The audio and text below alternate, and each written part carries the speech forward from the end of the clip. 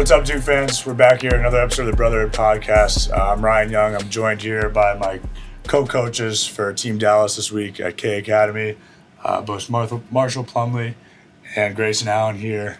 We started off the day 0-2 today, but here to talk a little bit about them being back here for the week, their careers here at Duke together, and beyond what they've been doing ever since. So welcome back, fellas. Yeah, excited to be back. I missed you guys.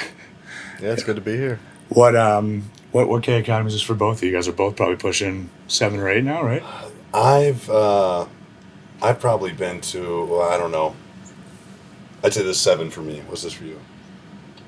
I think it's 9. I think I've only missed 1 year since 2014.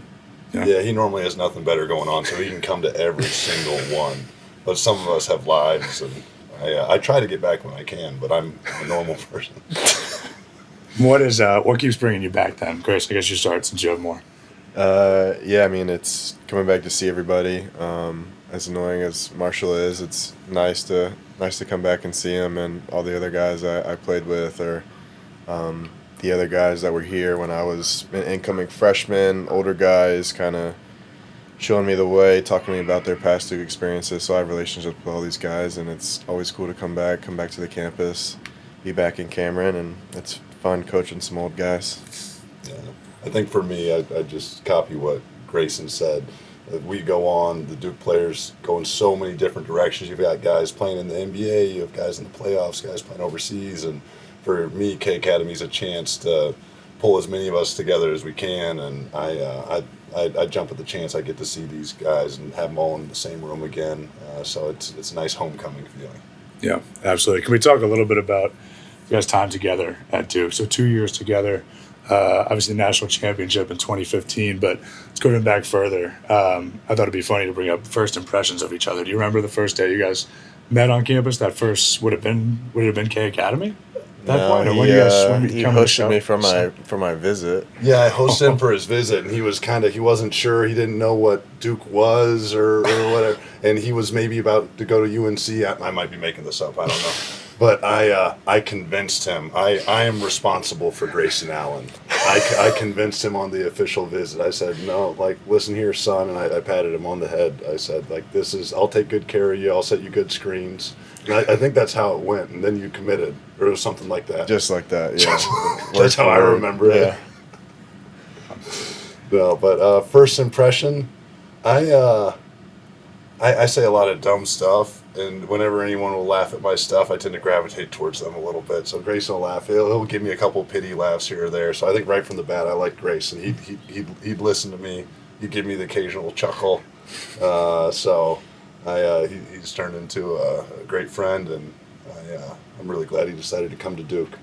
Yeah, I mean, we quickly turned to friends off the court, and I think we liked playing with each other on the court too. Marshall was happy I'd throw him some lobs, so yeah, we got along well. Yeah, I think at Duke I was probably say I was like a father to you, or maybe like a brother too.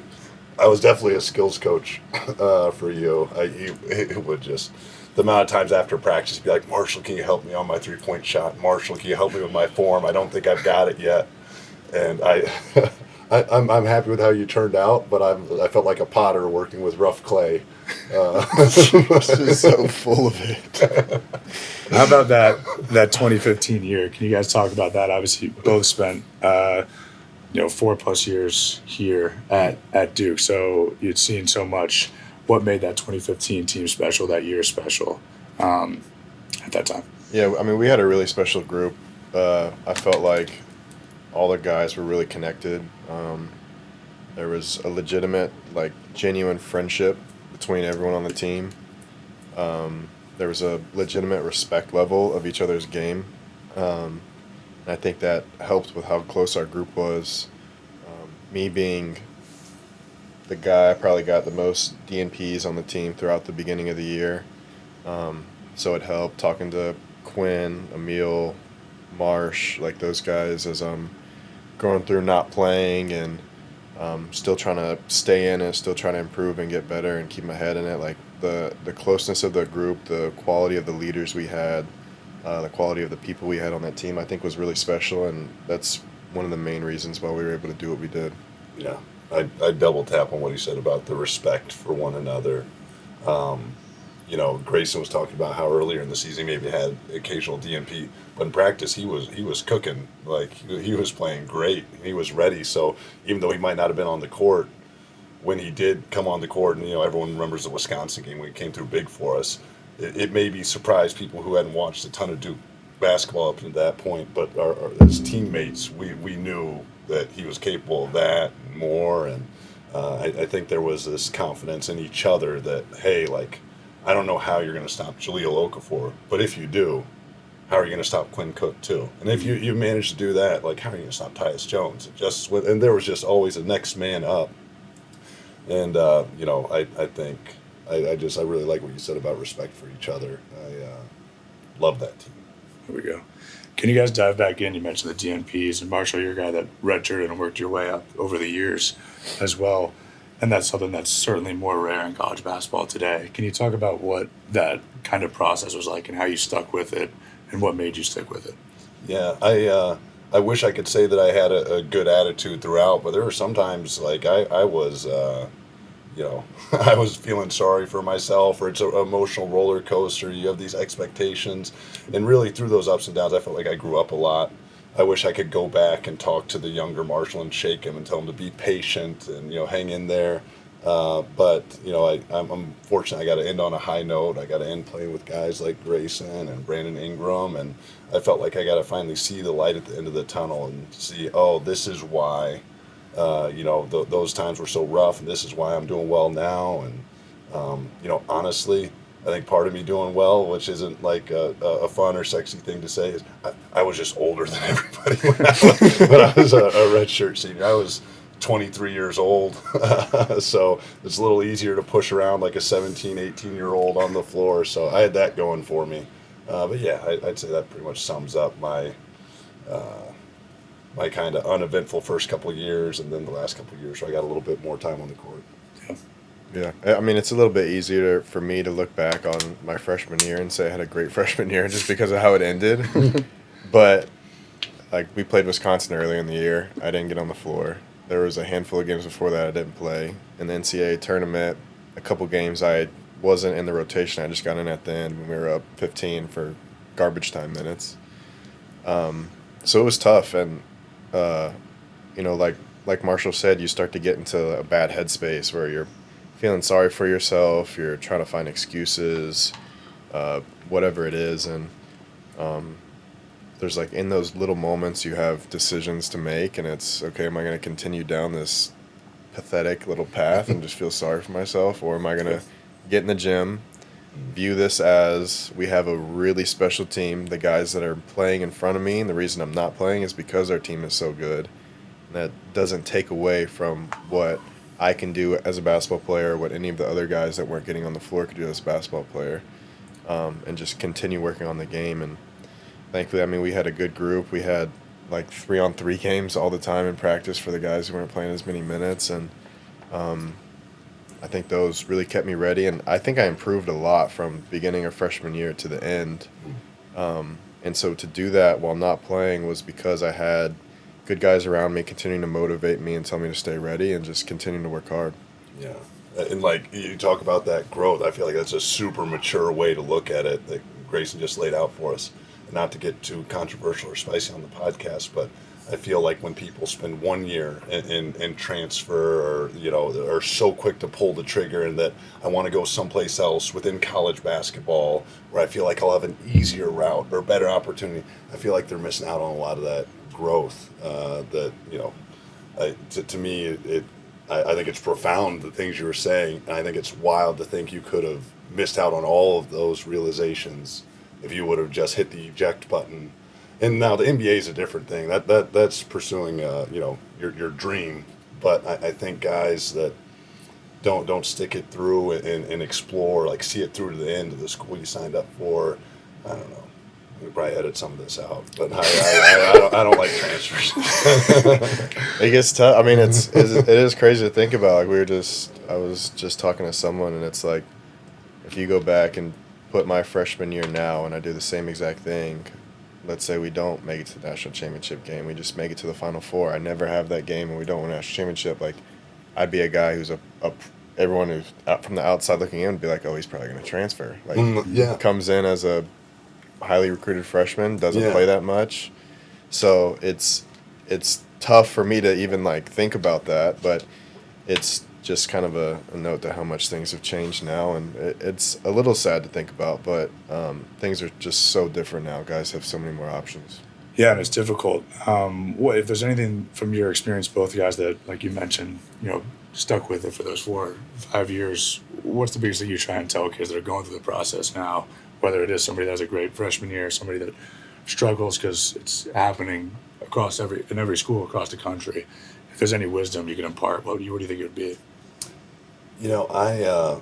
I think it was Grant Hill that was talking me through, because I redshirted my first year, and then the day before my first game of my second year, I broke my foot, so I was kind of out for 2 years.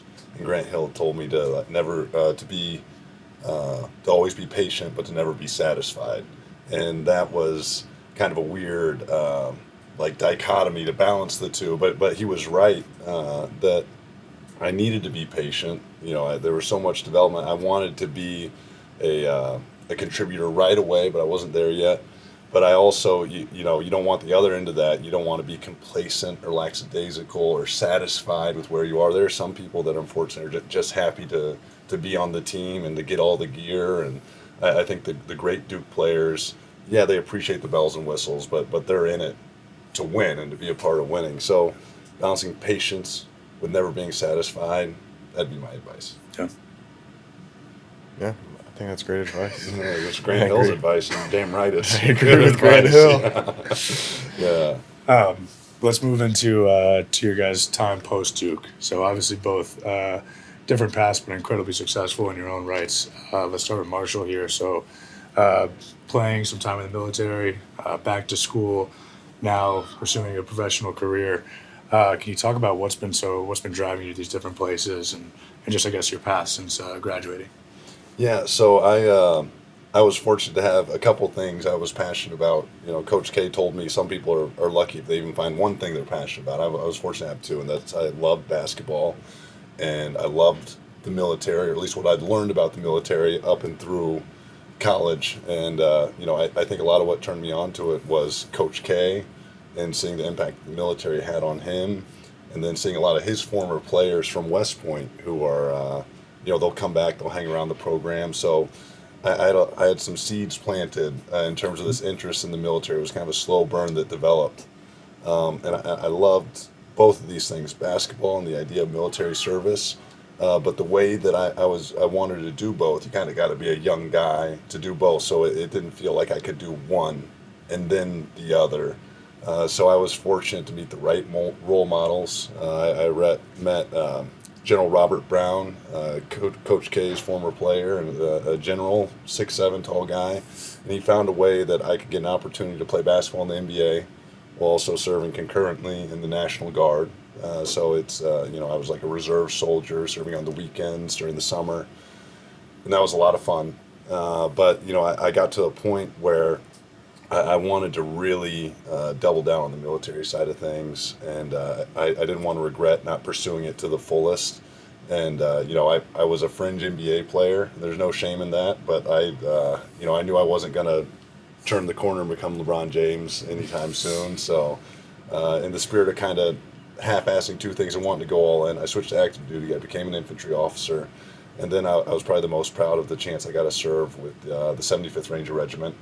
And they're an amazing group of guys. And Coach K said it to us once in the locker room, and I subscribe to this, I believe in this. 75th Ranger Regiment to me feels like the Duke basketball of the Army. So for the history buffs out there, if you're not a history buff or you know about military history, I'd really encourage you guys to learn about the 75th Ranger Regiment. They're a special group, and they're some of my best teammates. They remind me of playing with guys like you, guys like Grayson. The only difference is they're all about 5'10". But man, they're hard charging, and got a chance to go on a couple deployments to Afghanistan with them. Really enjoyed that, and then after the evacuation of Afghanistan, I decided to pursue an MBA. Like a lot of successful veterans before me, I was fortunate to get into Harvard Business School, and now I'm up in Boston. Around Emile Jefferson, former walk-on Nick Pagliuca, And I get schooled a little bit in the classroom, but I always go out to intramurals and I dunk on my classmates, and There we go. I get my pride back. That's awesome. Fantastic to hear. Can you talk a little bit about just a comparison? Obviously, Coach K talks about it a lot, but a lot of the program is built on it, and you've seen now both. So you're one of the rare players that has done it. Can you talk about the comparison and contrast that you've seen between the way this program's ran, but I guess just sports and the basketball in general versus serving the military, the team aspect of it? Yeah, I think the accountability portion, and then I'd even add some nuance to the accountability piece that it's never personal. It's always what's in the best interest of the team. So Coach K would really get on us about, Grayson, when you see that Marshall's screwed up, you got to let him know. And that shouldn't chip away at our friendship. If anything, it should make us go stronger. It should show that Grayson really cares about me. He wants me to be the best player I can be. The same thing for me when I was with the Ranger Regiment. My right-hand man, the guy who helped me more than anything, my platoon sergeant, he's the guy that gets paired with an officer, and you're in the trenches together. And he wouldn't let me leave the office until he checked out and made sure my uniform was all squared away, until we'd rehearse the brief that we're going into several times, until my entire kit, my magazines were in the right place. I had my weapon, everything just squared away meticulously. And he wasn't trying to give me a hard time. He wasn't trying to tease me or anything. He told me, he's like, look, you're a reflection of the 75th Ranger Regiment. I want us to be the best that we can be. And for us to be the best that we can be, I need you to be the best officer that you can be. And I love those environments of accountability. And unfortunately, I think sometimes teams move away from that because they want to be nice to each other. They want to laugh all the time. They want it to always be a party. But the best teams that I've been on, we would get in each other's shit a little bit. And I appreciate that about my favorite Duke teams, and I appreciate that about the military as well. Nice. Awesome. Good to hear. Grayson, let's move into your time post-Duke. So obviously no cool military stories for you, but a nice NBA career with a recent nice contract signing as well. Yeah. Let's go prior to that, though. So moving into the league your first few years, play for a different, couple teams here. Can you talk about that experience and the different programs you played for, and maybe just your time at each, but also the difference compared to college basketball, and what you'd say to some of the guys that are in our program now or trying to make that jump? Yeah, I've had a very interesting start to my career. 4 teams in 6 years, traded 3 times, traded first year after our first season on a rookie deal, which doesn't happen a lot to guys. So it was a lot. I remember my first time getting traded, walking in, and I was talking to Quinn Snyder, who broke me the news. Thankfully, I didn't find out on Twitter. And he told me, I just remember my face just dropped. I was not expecting it at all. I don't know if I said anything back to him. I just didn't know what to say, didn't know what I was feeling at the moment. And Coach called me after it happened, Coach K, and just kind of let me know, it's going to be good. You just go take advantage of your next situation and just start changing your mind to thinking about what's next, what can I do next, what can I start thinking about to get ready to go play in Memphis. Then I had to do that again 2 years later, and then again 2 years later after that. So it's been nice that I'm used to it now, but also it's challenging, moving on to a different team, adjusting to slightly different roles, obviously knowing what I do best, but changing to a different role. But each situation, each trade that's happened, I've looked back on it, and I feel like it's been such a blessing. So I can't be mad at any of it. I hold no ill will to the people that traded me. I'm very grateful each time. I feel like I've ended up in a better situation, and so I'm very happy to be in Phoenix now. It's been the best thing for me, especially after having a great last year. Yeah. I know you don't have ill will, but I know they have some regret. So, maybe a little. Yeah, they're lost. You talked about knowing what you're best at. Obviously, number 1 3-point shooter in the league last year. First of all, congratulations. But also wanted to ask you about what goes into that. What can you talk about just your work ethic to get to that point? And what you would attest to that accolade? Yeah, I got a trophy for highest 3-point percentage. Did you get one from college? No. I'm going to look it right in the camera. No, I didn't get one. And why didn't I? Because I have the highest in college. Was it minimum attempts? Because I did only shoot one. I mean, I'm sure there's. Yeah, I went out on top. It's at least 2. Yeah, I think kind of as I came into the league, I've carved out this role as like shooting first and foremost is what got me on the floor and in the rotation for every team I was on. And once I kind of figured that out, like, that's going to be in the league, like, that's what I need to focus on. That's what's going to give me the most chance of having success. I really just tried to nail that down over the next 3 years, work on that. In the NBA, it's like when you talk about spot shooting, like you think it's easy or it's simple to just go in and practice like simple catch and shoots. But when you're playing with guys like I played with John Morant in Memphis, like I got a lot of like kick aheads with like a late closeout with a guy flying by because they always wanted to load up in front of him. So I had to like practice shooting, catching the ball a little bit behind me or stepping in on deep threes on the wing. Playing with Giannis, he's driving in, and most teams are going to send 5 guys into the paint, and so he's got to figure out a way to throw a pass over the top of 5 people and get it to you. So it's not going to be perfect, it's not going to be on time, it's going to be tough, but he's going to find a way to get it to you, so you have to practice shooting catch high, keep high threes, catching at your ankles, no seams, catching it with the seams, all these different little things that go into being a catch and shoot guy.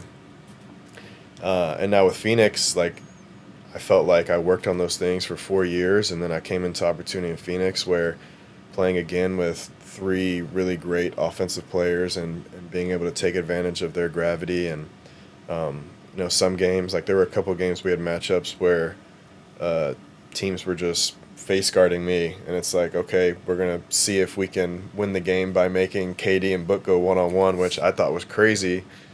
But like seeing that and then just being like, okay, like I feel like I'm adding value to the game because somebody doesn't want to leave me, and if they want to let KD go one-on-one, like sure, we'll see what happens. But it's been a lot of fun to dial it down. I feel like last year in Phoenix I was able to expand a little bit more. We have a little bit of a positionless team, so I was going back to Duke days with Marshall, bringing the ball up some, pushing the break, initiating the offense a little bit, and doing a little bit more while still having a focus on that being a 3-point threat. Yeah. Can you talk about that? You mentioned how just carving out a role and finding your niche almost. The NBA, probably the hardest league to break into in the world. Can you talk about anything that you would, any wisdom you'd impart on, obviously, any of our guys trying to, carve out that role for themselves in the league, but any guys that are trying to do it, you're somebody that has done it successfully now at this point. What would you say to those kind of guys that are trying to figure out, how to make it there? I think that there's always a few small things that can get guys onto the floor once you have a certain level of talent or ability. When you're a big, it's like perfected screening angles, playing under and opposite well and always getting to that open space to allow your guy to drive, and being a good finisher at the rim. For guards, it's being able to knock down shots. Playing off of really good players if you're not playing is one of the easiest ways to get on the floor. If you can play off guys, create space for them, knock down open catch and shoots, be a secondary playmaker off the ball. Those are like the easiest ways to get on the floor. And then on top of that, defending. I feel like I made, mainly after my 2 years in Milwaukee playing with Drew Holiday, he's probably the best defender I've ever been around, and I learned a lot from him. It's not you. That was pretty good. It's Drew Holiday, Matt Jones, then 27 other people that maybe you. But he's I learned a lot from him, so I feel like the defensive side of the ball and getting better there, where you're not just one-dimensional, you can switch, do different things. Like I felt like that also helped me earn more minutes onto the floor. So if you can guard, if you can shoot, if you can do those little things that create advantages for the other guys on your team, it's the simplest way to get onto the court. And then once you get the minutes, you can expand from there. Yeah, I think it's a luxury when you can kind of focus on a few things. For me, I struggled. I was so good at so many things that it's tough. Sometimes you get pulled in so many different directions. Anyone who's watched me, you know. Yeah, and I put pressure on myself. Anyone who's watched me, I was this weird kind of Zion Williamson, Kyrie Irving, Grant Hill hybrid. and when you can do everything, it's tough. It's tough to focus, to channel. So sometimes I ended up doing nothing. Grayson, last one for you personally on the post Duke days. Got to ask it. Just signed a big contract. Any big spending coming up for you? You got about 10 years of birthday presents you owe me.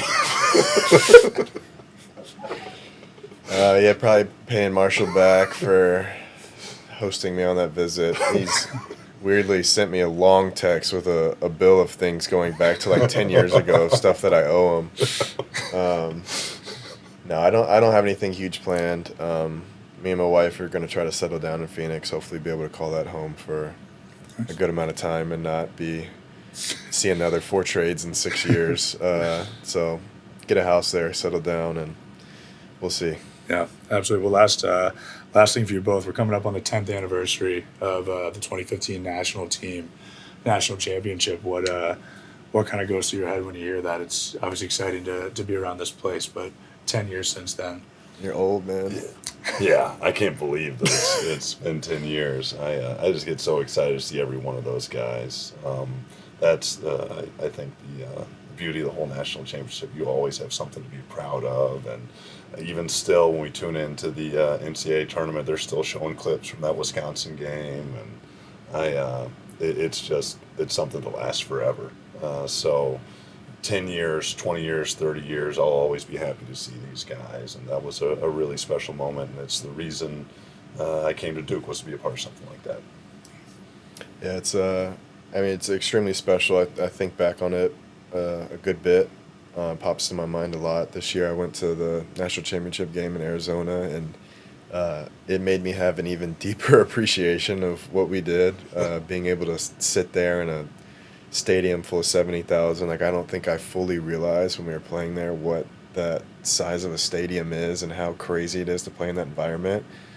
So I just have an immense amount of appreciation. It's one of those things I look back on. It's like a core memory. You look back on it, and it highlights my time at Duke, and I'm very happy I was here for that. Yeah. Awesome. We gotta lock in. Our team's 0-2 through the first day, so we got some work to do. We'll probably be up late tonight working strategy and talking things. But can't thank you guys enough for taking the time just to come back here. I know all the guys on the current team, the guys come in and appreciate it. This whole, at least my 2 years here, it's been unbelievable to see guys like you guys come back. And even without coming back, we're constantly, like you're saying, watching clips from that 2015 game, and coaches showing us practice clips and game clips of your guys' energy. So being great role models is something that we talked about all the time as current guys and players this past year. So can't thank you enough for what you did at Duke and being back here. Appreciate you. Let's go get a win tomorrow. Yeah, that's right.